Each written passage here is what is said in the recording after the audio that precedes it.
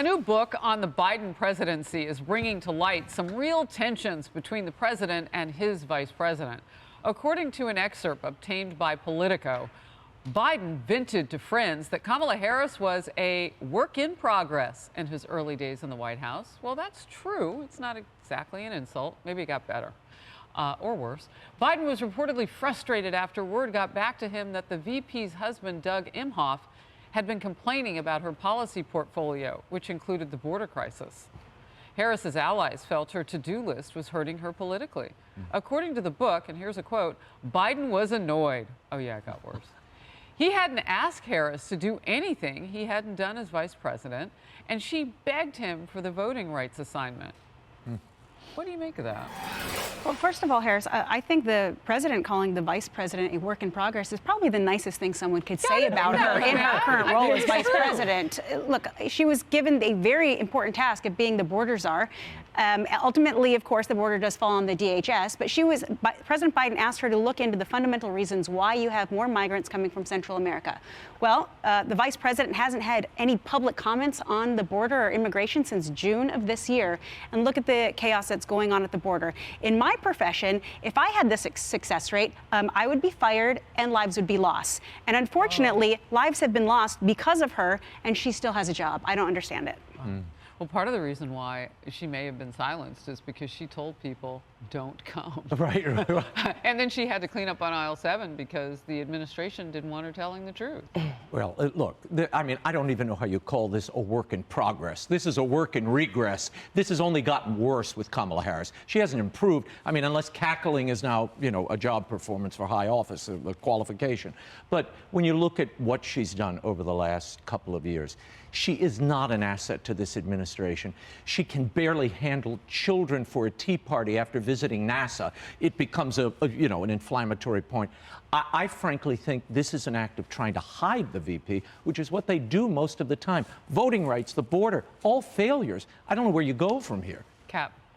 Yeah, and that's why I really, reject and resent the whole identity politics thing, because this is a person who clearly doesn't like to do things that she's supposed to do. Then she has her husband complaining about it. But she's supposed to be like a feminist icon for all of us, right? Because she's a woman and she's the vice president. I'm not like this. I don't know people who are like this. I don't know who can successfully avoid this much work and accomplish so little and yet receive so many accolades. To me, it's insulting. It is mind-boggling. The only time I would ever get a phone call from your husband is if you're in the hospital. Right, exactly. Right. I can operate a phone all on my own. Right, yeah. Exactly. This is not about Vice President Harris. This is about trying to sell what is clearly some god-awful, embarrassing book. Look at the title of it, The Fight of His Life. The last 2 years, the fight of Joe Biden's life. So if you dig into this, I looked at the author's, Chris Whipple's website. It says, based on extraordinary access to the president's inner circle, including Chief of Staff Ron Klain and other senior officials, we can all read Ron Klain's embarrassing Twitter feed for free. It's a piece of propaganda, first and foremost. Biden picked Kamala Harris. Let's not forget that, even though she didn't make it past during the Democrat nominating process, she didn't even make it to the first voting contest after she went after Joe Biden for busing in one of the debates. So they're trying to, I guess, get people interested in paying for this book and reading it. But just a couple more things on this. Politico magazine had an article earlier this month. The title of it was Joe Biden Bookstore Poison.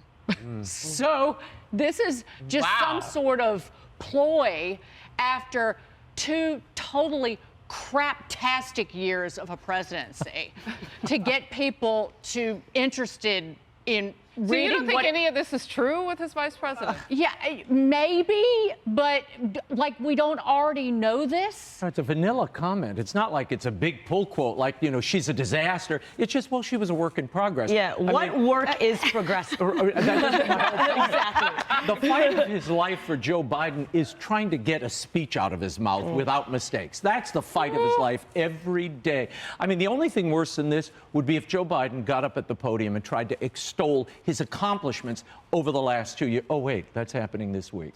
Sorry, I'll shut my mouth. That's his holiday address coming any minute. Yeah, I'll be reading this book in January right after I eat a big slice of cow pie on New Year's Day. Ooh, all right. Hey.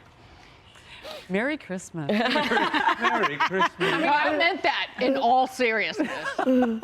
Hey everyone, I'm Emily Campagno. Catch me and my co-hosts Harris Faulkner and Kaylee McEnany on Outnumbered every weekday at 12 p.m. Eastern, or set your DVR. Also, don't forget to subscribe to the Fox News YouTube page for daily highlights.